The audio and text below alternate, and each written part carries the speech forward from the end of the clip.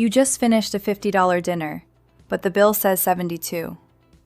You tip 20%, but there's a 5% wellness fee and a 3% kitchen surcharge you never agreed to. This isn't just a bad night out. It's the new American reality. Sit with that for a second. You did the math in your head before you even ordered. You knew what dinner was supposed to cost. You budgeted for the tip. And then the check arrives and it's $22 heavier than the menu promised. Nobody warned you. Nobody asked. The fees were just there, printed in tiny gray ink at the bottom, hoping you wouldn't squint hard enough to notice. And here's the part that should make you angry. This is happening to you everywhere, not just at dinner, at the hotel, on the flight, in your insurance bill, on the app you used to order groceries this morning. It's death by 1,000 tiny cuts, and every single cut has a friendly little name. Notice the language they use, too. It's never a "we're charging you more" fee. It's a wellness fee, a service fee, a convenience fee. They dress it up in words that sound like they're doing you a favor, as if the $3 is floating off somewhere warm and fuzzy. It's marketing applied to the act of taking your money. And it works, because soft words make it hard to push back. While the official inflation numbers tell you one story, your bank account is telling you another. Welcome to the era of the invisible tax. Companies are terrified of raising their base prices and losing you, so they're hiding the cost of living in the fine print. Think about how clever that is. If a restaurant raises the price of a burger from $15 to $18, you notice, you feel it. You might go somewhere else. But if they keep the burger at $15 and add a service fee, a wellness fee, and a card processing fee at the bottom, you've already eaten. You're already committed. You're not going to make a scene over $4, so you pay it, and they win. This is the genius of the invisible tax. It moves the price increase to a moment when you have no power left to say no. The menu lures you in, the fees catch you on the way out.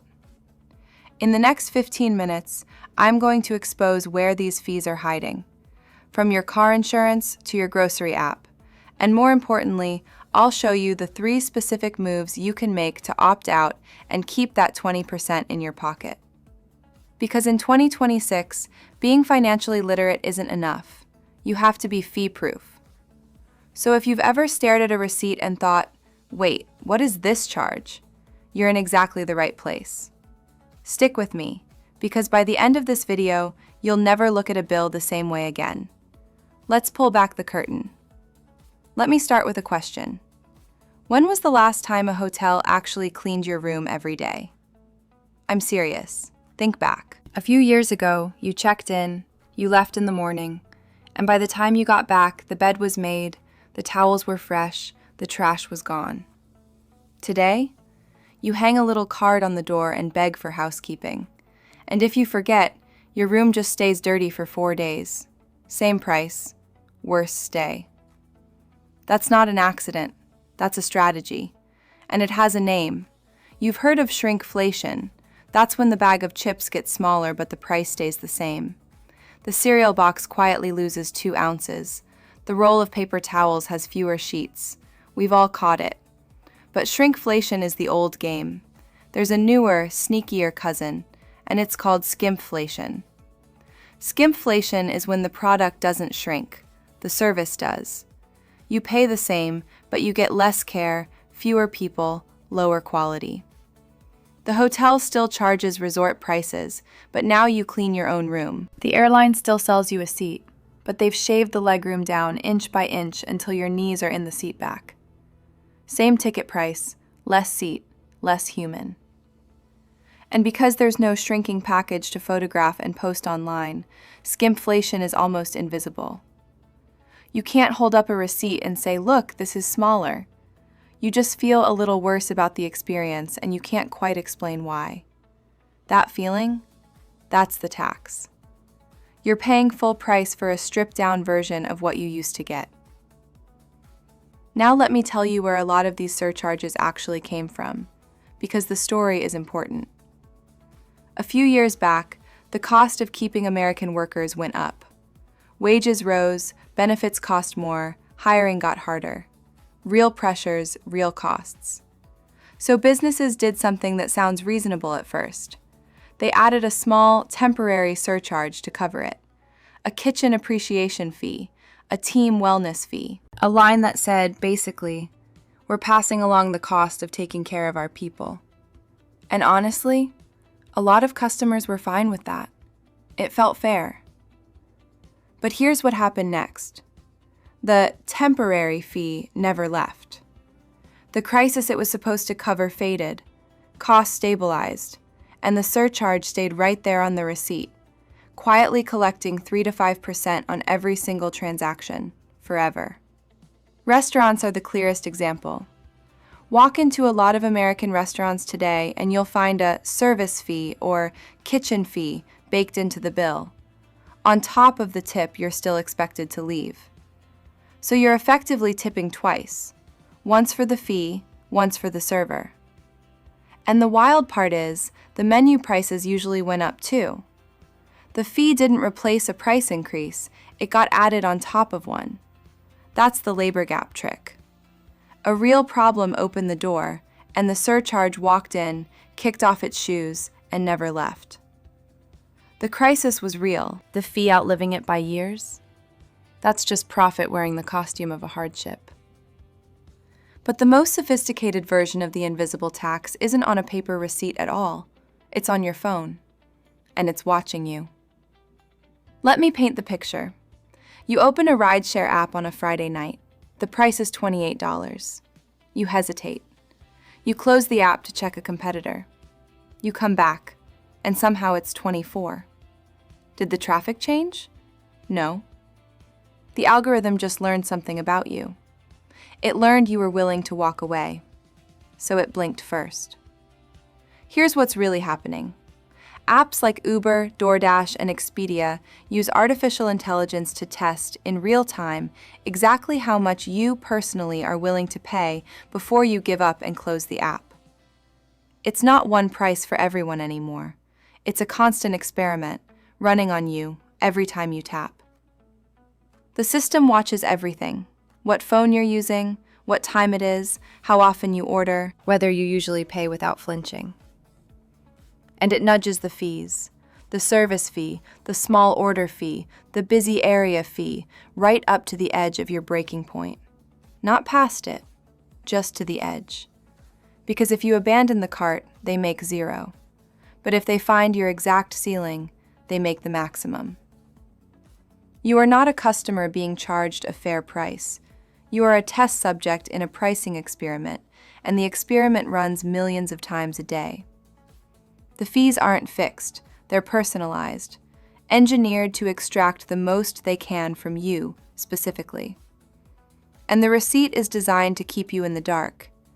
Ever notice how the fees only fully reveal themselves at the very last screen, after you've picked your food, entered your address, and you're one tap from done? That's not laziness, that's choreography. They show you the low number first to get you committed, then layer the fees on at the exact moment quitting feels like more effort than just paying. By the time you see the real total, you're psychologically already out the door with the bag in your hand. And that's the whole picture of 2026. Shrinking service, surcharges that never die, and algorithms quietly figuring out your number. 3 forces, 1 wallet. Yours. So the obvious question is, what do you actually do about it? Let's get to the part that puts money back in your pocket. Strategy 1. Check the math.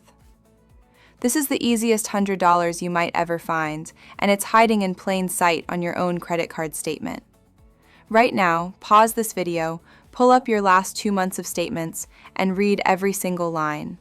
Not the total, every line.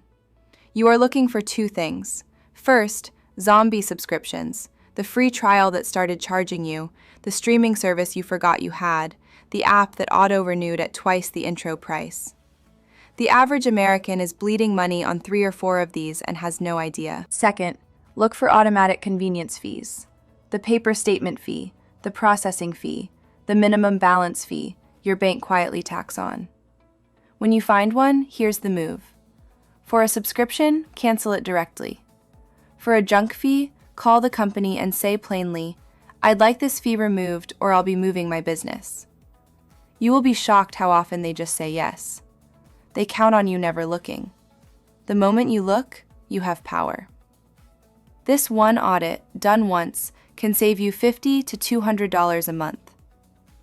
Strategy 2. Cash is king again. This one feels almost too simple, but it's real, and it's free money. A growing number of American businesses now charge you more to pay with a card, because card processing eats into their margins. So they offer a cash discount, usually 3 to 5%, if you pay with paper. You'll see this most at gas stations, independent restaurants, local mechanics, corner stores, barbershops, and small family-owned shops. Some post a sign, many don't. So you simply ask, "Is there a discount if I pay cash?" That's the whole script, 8 words. Now, I'm not telling you to carry a fat roll of bills everywhere, but for your regular spots, the gas station you fill up at every week, the local lunch place, paying cash is an instant, effortless raise on money you were going to spend anyway. No app, no points, no catch. For a household that fills the tank weekly and eats out a couple times a week, this alone can save you $20 to $40 a month. And there's a bonus most people miss. Paying cash makes you spend a little less overall, because handing over physical bills hurts more than tapping a card. The card numbs you. Cash keeps you honest. Strategy 3. The negotiation scripts. The 2 biggest recurring bills most people overpay on are internet and insurance, and almost nobody calls to fight them. The companies are betting on your silence, so let's break it. Here are 2 scripts you can read off your phone right now. For your internet provider, you call retention and say this, word for word. "I noticed a price hike without a change in service. What loyalty discounts are available to bring this back to the original rate?" Then, and this is the key, you go quiet. You let the silence sit. 9 times out of 10, they have a discount they're authorized to offer the moment you ask. For your car or home insurance, you call and say, "I've been a loyal customer and I've received a lower quote elsewhere for the same coverage. Before I switch, what can you do to keep my business?" You don't even need the other quote in hand. Just being willing to walk moves the needle. Block out 20 minutes. Make both calls. This can easily save you $30 to $80 a month for the price of 2 phone calls a year. Strategy 4. Local arbitrage. Here's the big picture move. Whenever you can, swap the giant algorithmic chain for a local business. And swap your big national bank for a credit union. Why? Because the local coffee shop isn't running an AI experiment on your wallet. The credit union isn't engineering 30 new fee categories to hit a quarterly target. They're owned by members, not shareholders, so their incentives are simpler and their fee structures are far more transparent. Lower overdraft fees, better savings rates, real humans on the phone. Now, let me be honest with you, because you deserve honesty. The local option isn't always cheaper at the sticker level, and it's sometimes less convenient. The chain might be open later. The big bank's app might be slicker. That's a real trade-off, and I won't pretend it isn't. But what you're buying with local is predictability. No surprise surcharges, no algorithm probing your breaking point, no fee that quietly triples next year. Moving your everyday banking and a chunk of your spending to local and member-owned options can save you $25 to $60 a month, and a whole lot of frustration. So let's add that up. The statement audit, the cash discounts, the 2 phone calls, the local swap. Stack those together and you're realistically looking at $100 to $300 a month staying in your pocket. Money the invisible tax was quietly siphoning out without your permission. That's not a coupon. That's a raise you gave yourself. And notice what every one of those moves had in common. None of them required more income. None of them required a budget spreadsheet or giving up your morning coffee. They just required you to stop being the easy target, to look, to ask, to make the call. The invisible tax only works on people who don't pay attention. The moment you start reading the fine print, you fall off their list. But before you go, I genuinely want to hear from you. What is the most ridiculous hidden fee you've seen lately? Was it at a restaurant? A hotel? Your last flight? Drop it in the comments. Let's expose these companies together. Seriously, I read these and the most outrageous ones are getting pinned to the top. The more we name them out loud, the harder it gets for them to keep hiding. And here's your next step. Saving the money is only half the battle. Now that you've saved that extra 20%, here is exactly where you should be putting it to beat the system. I made a full video on how to start investing even with very little money. It's linked right here, and it's the perfect next move. Go watch it the second this ends, because here's the truth in 2026. The system is built to make you feel powerless, to make you shrug and just pay it. But you're not powerless. You're paying attention now. And a person who reads the fine print, asks the question, and makes the call is a person nobody can quietly tax anymore. You're not just financially literate. You're fee-proof. Now go take your money back.